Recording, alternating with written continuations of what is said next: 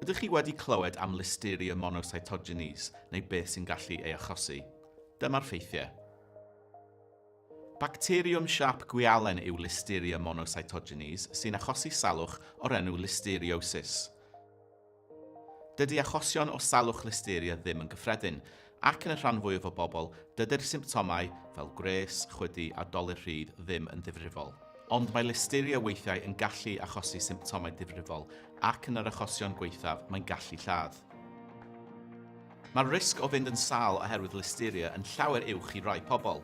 Mae'r rhain yn cynnwys pobl sydd eisoes yn sâl, sydd â systemau immunedd gwan, menywod beichiog a'i babanod sydd newydd gael ei geni, a'r henoed.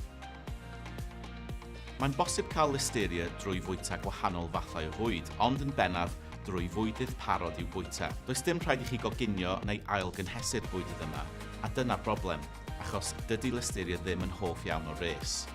Mae'r bwydydd hyn yn cynnwys cigoedd wedi eu coginio a'i sleisio, pate, brechdanau a salads wedi eu paratoi ymlaen llaw, cigoedd wedi eu halltu a physgod mwg, pysgod cregyn wedi eu coginio, a chaws meddal sydd wedi ei aeddfedu drwy lwydni fel brie a camembert. Y newyddion da yw bod yna sawl peth gallwch chi ei wneud i leihau'r risg o Listeria wrth baratoi bwyd yn y cartref.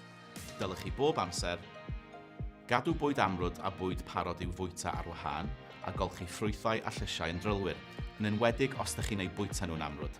Cadw bwyd oer sy'n barod i'w fwyta yn oer a sicrhau bod eich oergell yn gweithio'n iawn ac wedi ei gosod ar gymhered o 5 gradd Celsius neu is. Sicrhau eich bod chi'n bwyta bwyd parod i'w fwyta o fewn 4 awr i'w dynnu'r oergell a gwirio'r dyddiadau. Peidiwch â chael eich temtio i ddefnyddio bwyd sydd wedi mynd heibio i ddyddiad defnyddio erbyn. Dylech chi ddilyn y cyfarwyddiadau storio ar y label a defnyddio bwyd sydd wedi ei agor o fewn deuddi, oni bai bod y cyfarwyddiadau ar y pecyn yn dweud fel arall. A dylech chi goginio neu ailgynhesu bwyd nes i fod yn stemio'n boeth drwyddo draw.